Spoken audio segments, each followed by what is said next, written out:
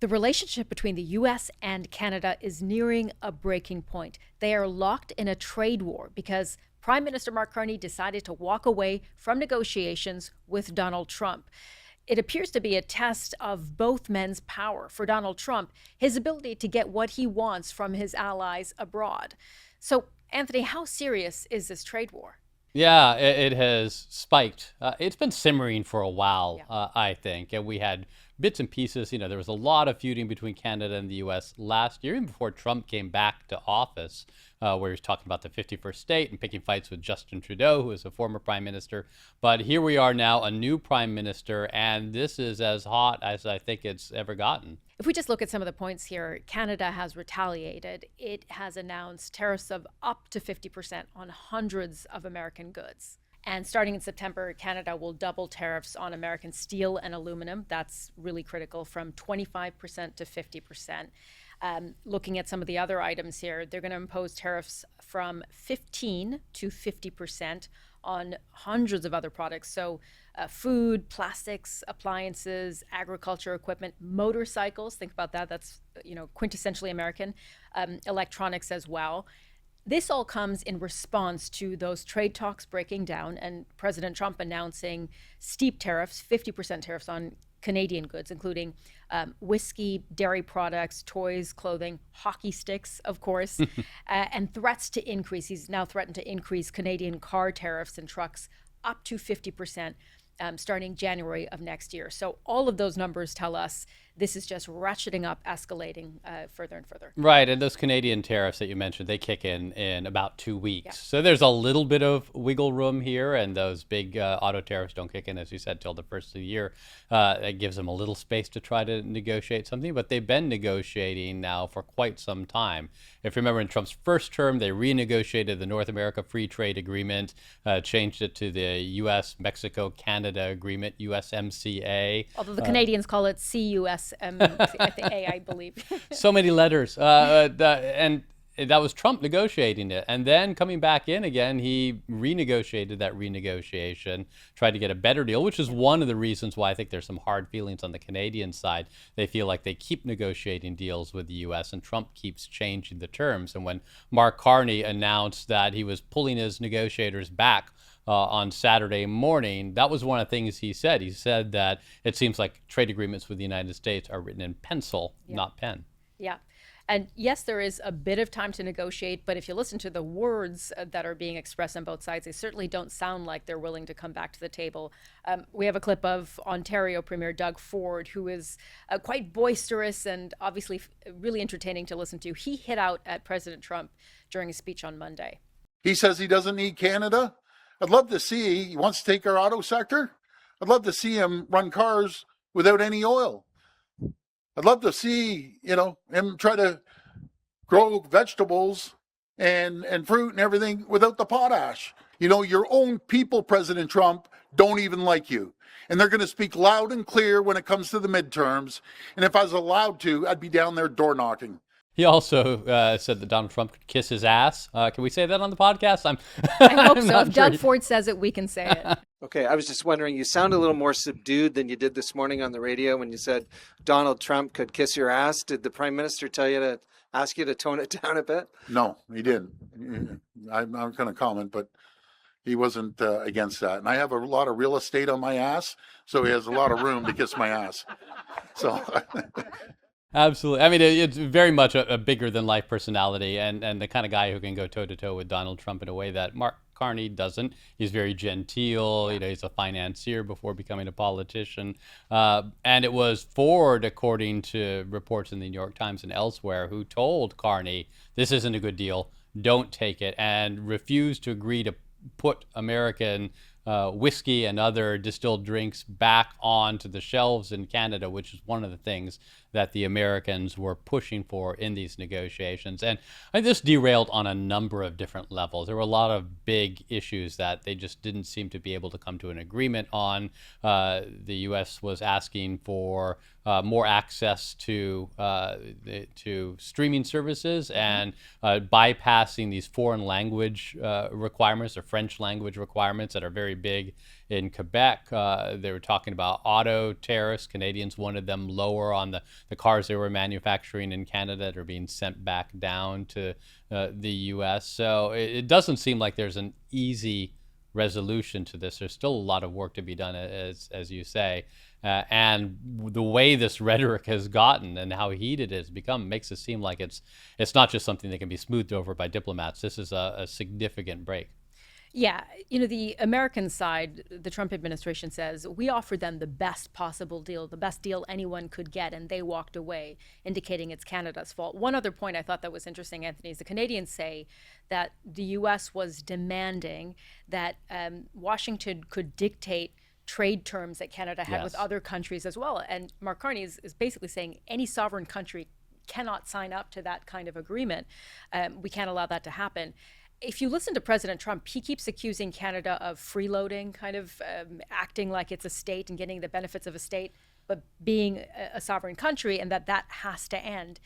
He has continuously, repeatedly accused Canada of ripping off the U.S., not only on some of those trade levels, so how much U.S. dairy can come into Canada, for example, but also he says, also militarily, that Canada has been depending on the U.S. for security. And we've heard that echoed across the administration from the transportation secretary, from the trade representative, Jameson Greer. But you really get the sense that there's not a lot of trust right now. And then we saw President Trump escalate it one step further, where he said he wants to rename Lake Ontario as Lake America. I grew up on Lake Ontario in Rochester, New York, so it's a lake that's very familiar to me, and crossing over to Canada, I don't think many people in that area would love to see that. I mean, the name is derived from the Native American tribe there, so it's not even really Canadian. It's just both the Canadian province of Ontario, where Toronto is, and the lake both have the same roots. So, but this is Trump, and he's also said that Canada's ripping off the U.S. to reflect what the American perspective is on those tariffs that they want Canada to impose on third parties. They worry that they're going to strike a deal with China, for instance, and bring in electric cars, and then those cars will come down to the U.S., or bring in Chinese steel, and it'll get around the tariffs that the United States has put up. I wrote about this on the website today, and I spoke with some experts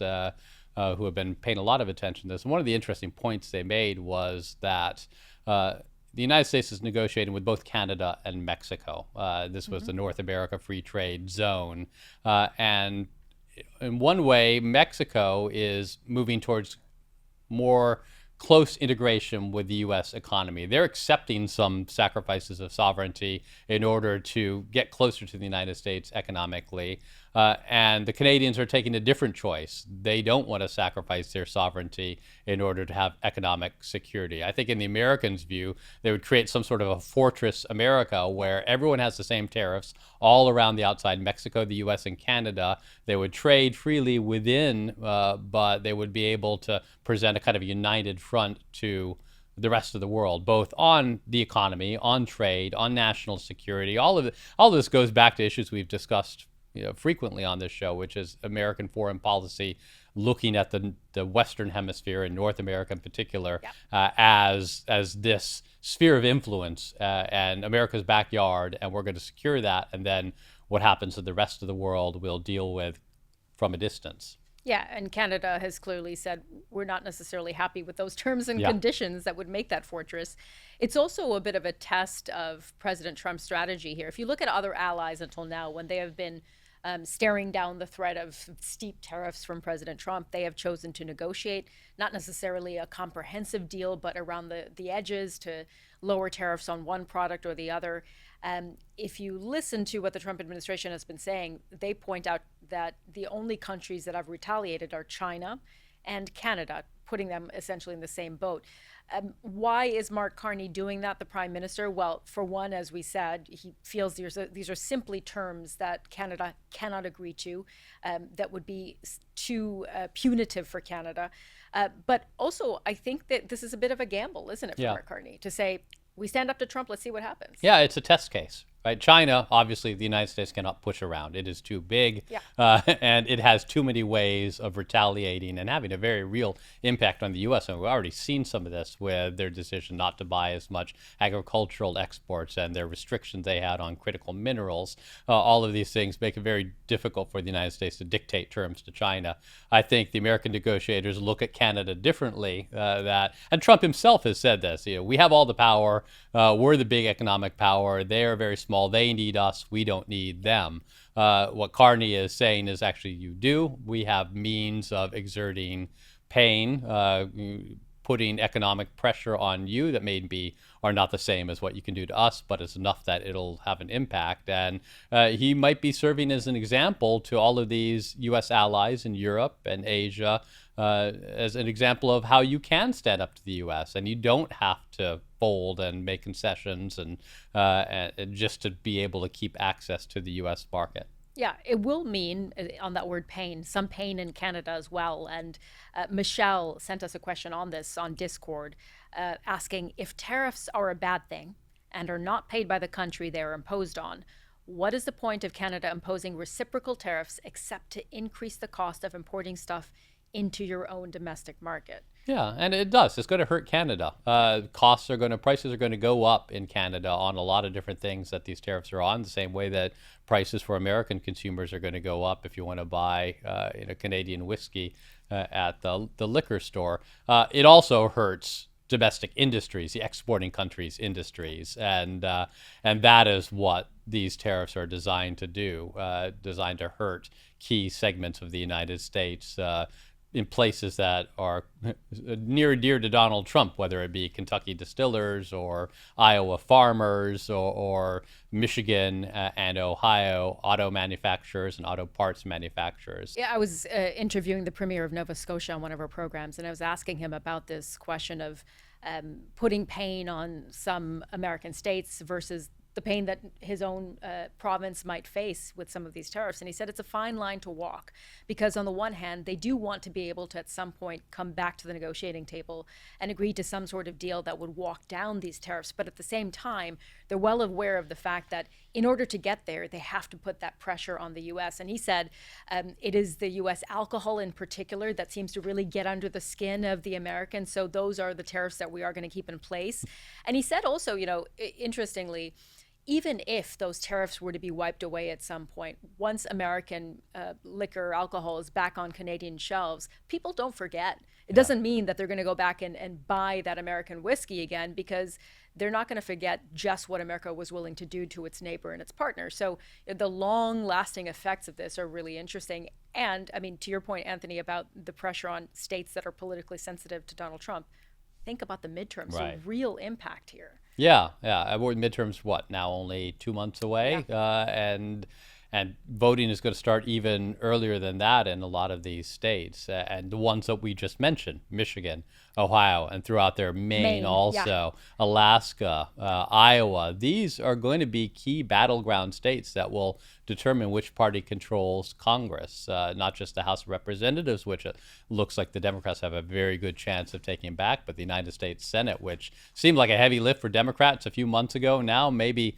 not so much. So I think the Canadians see those midterms. They can read the BBC, our political analysis. They can read the New York Times. They know that Donald Trump is facing an uphill fight in these midterms, and they might be willing to sit back and wait and either have Donald Trump back away because he knows he's got to try to address this before the midterms, or after the midterms, his political strength would be notably weakened if he loses control of Congress, and they might be able to get better terms for this. So the American politics definitely is going to play a factor in this. And it's interesting, Canadian politics, I think, when we talk to Canadian office holders and people who are analyzing this, they think that Canada is much more united on this. They feel aggrieved. They're sticking together. You mentioned not buying American liquor, but also I saw a picture of a fruit stand, and it showed all these apples in one section gone, and then one section where there were just all the apples, no one's touched them, and the caption was, "Guess which one are American apples?" The Canadians are paying attention, and they're not coming here to the U.S., not spending their tourist dollars, they're not crossing over to Maine or to Michigan to go on holiday, and they're not buying American exports. So at least domestically right now, Carney seems to be on more solid footing than Trump. I mean, Carney is as popular as you can get in a Democratic country for a prime minister at the moment. It seems that his gamble for now is one that's supported by the majority of Canadians. Polling here in the U.S., though, shows that most Americans do not support a trade war with Canada. And if you listen to some of the comments from senators in those really sensitive, politically sensitive states, like Susan Collins has been saying, I don't support a trade war with Canada. You look at, you were mentioning Florida. I found it interesting that Senator Rick Scott had written that tourism to Florida is down.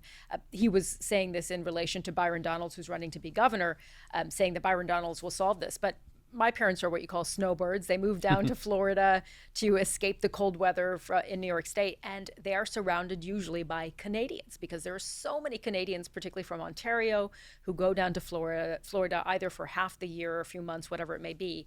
And if that starts to dry up, that does have a real impact. Yeah. Politicians on the ground, ones who are going to have their names on the ballot in November, are feeling this. John Damoose, who is a Michigan state legislator, here he is talking about the negative impacts on his state from this trade war. You talk about anybody in the automobile industry, and these parts and vehicles move back and forth across the border multiple times. And depending on how these tariffs are structured, sometimes the same part is getting hit over and over again with tariffs. And it even has a secondary impact. I was actually disappointed talking to somebody who I know quite well yesterday, who is in an industry where they make plywood, and it's all U.S. plywood. Okay. So they were actually happy about these tariffs because plywood is getting caught up, and now they can charge that much more money and still be competitive. And I was just thinking, we have a crisis in housing in the United States, especially in northern Michigan here. And this just makes it even more expensive for people to be able to build their own home. Sault Ste. Marie, Ontario, and Sault Ste. Marie, Michigan, it's a really unique dynamic there where we have families who are split by this tiny little river. I mean, you can't throw a stone, but it's pretty close between the two countries. And we have all sorts of people, especially healthcare professionals, who live in Canada and work in Michigan, and vice versa. It's a real problem. It's very personal for some people. It's a real problem. And that is not a Democrat saying that. That's a Republican. That's a member of Donald Trump's own party. So I think that shows exactly how potent a political issue this might become. And yet, the president and his administration are not backing down on this, despite the, let's say, frustration among some Republicans. And as you mentioned, that Republican in Michigan, and we mentioned some of the national figures as well, like Susan Collins, who are in these states that really do benefit from cross-border trade, who actually have families across the border as well.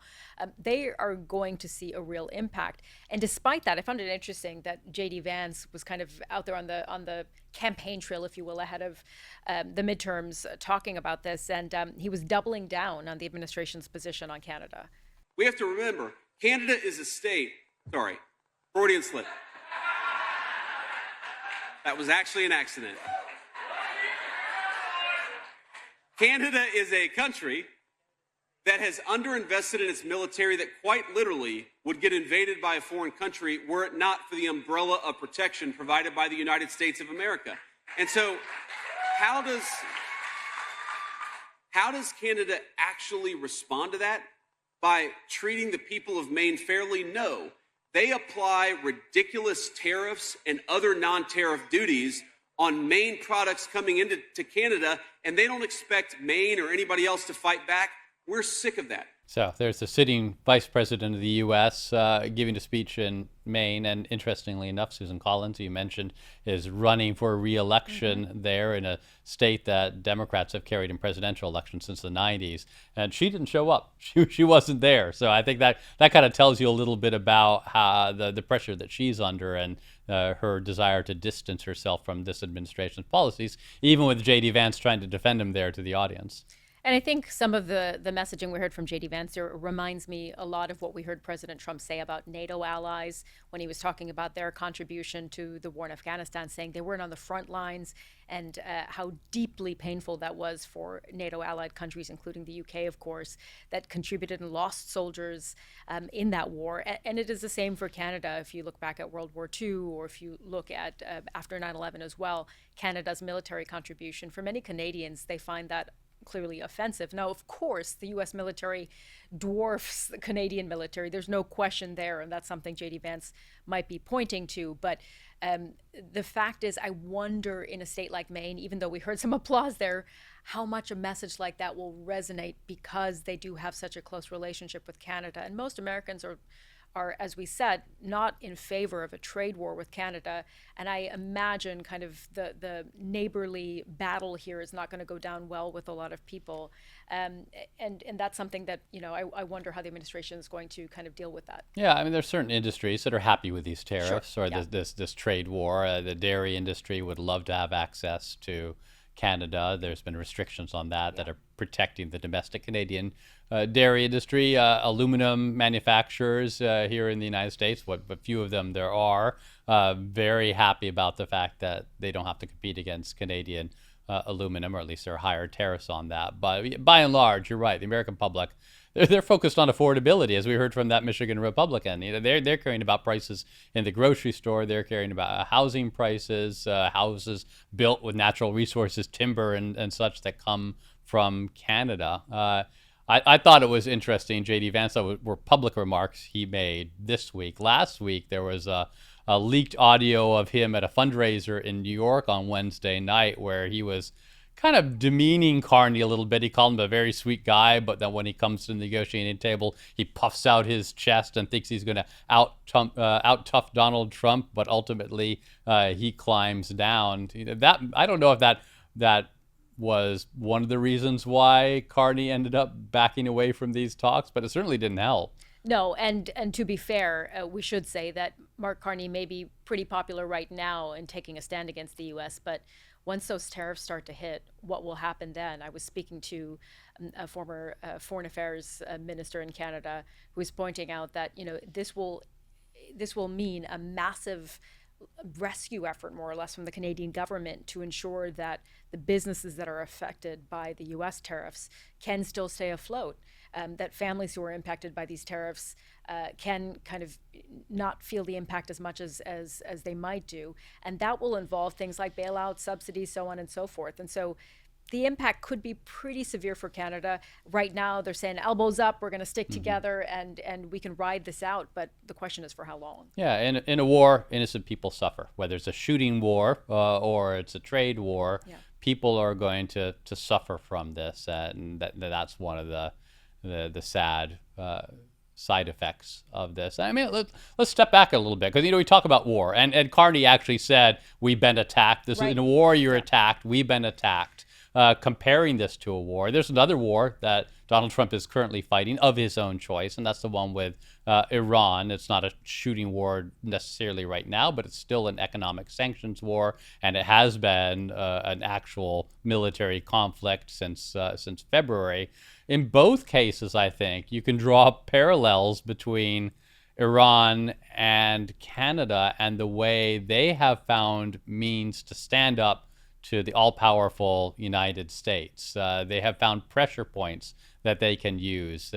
Donald Trump uses power, economic power, military power, in a way that few modern American presidents have. He is willing to use it. He was willing to go to war with Iran. He's been willing to use American economic muscle to pressure Canada. But now these not as powerful countries have been able to respond, whether it's Iran using the Strait of Hormuz and their proximity to it to disrupt the global economy, to bring economic pain to Americans. And now I think you're seeing Mark Carney and the Canadians start to test where they have pressure points, whether it is these targeted tariffs, but also there's been discussion about limiting the export of critical minerals into the United States, limiting the export of power, generated power into U.S. states, or oil into the United States. They know that there are some things they can do, even though the United States economy is massive. Canada's much smaller. The United States population is massive. Canada's not much smaller. Here you have two different countries, two very different types of conflicts, but their leaders learning that maybe they're not all that powerless after all. And it goes beyond that. Think of the Israeli Prime Minister, Benjamin Netanyahu, who has, at a few instances now, really frustrated Donald Trump, for example, rejecting his next phase of the Gaza peace plan, also with the continued bombing of southern Lebanon, where there has been a ceasefire in place. We've heard of these angry phone calls between the two leaders, but Benjamin Netanyahu has his own political realities. He has his right-wing coalition government and, of course, elections coming up. And that is front of mind for him, more so, it seems, at the moment than what Donald Trump wants. Although, if you listen to President Trump, he says we are in lockstep. Benjamin Netanyahu and he are together on everything. If you look at Gulf states, there have been rumblings of frustration there as well in how negotiations have been handled with Iran, how the war was handled, and when President Trump mooted the idea of charging a shipping toll in the Strait of Hormuz, they got him to kind of turn around on that, and we haven't really heard much about that from President Trump again since then. Right, and Oman and Iran apparently negotiating perhaps on some sort of a deal on shipping through the Strait of Hormuz, where the two countries that border that waterway would be the ones that would determine who gets through and how much they pay. There are no clear off-ramps here. The negotiations with Iran, they left out a lot of key details and didn't strike agreements on things that ended up derailing those negotiations. And then here we have a trade war with Canada, where there's no clear off-ramp anymore. The deals that had been tried to be struck left things undecided, undetermined, unresolved, and that has ended up derailing those negotiations as well. So I mean, I think if you step back a little bit, at least internationally, Trump has faced some adversity. Things haven't gone the way he wanted.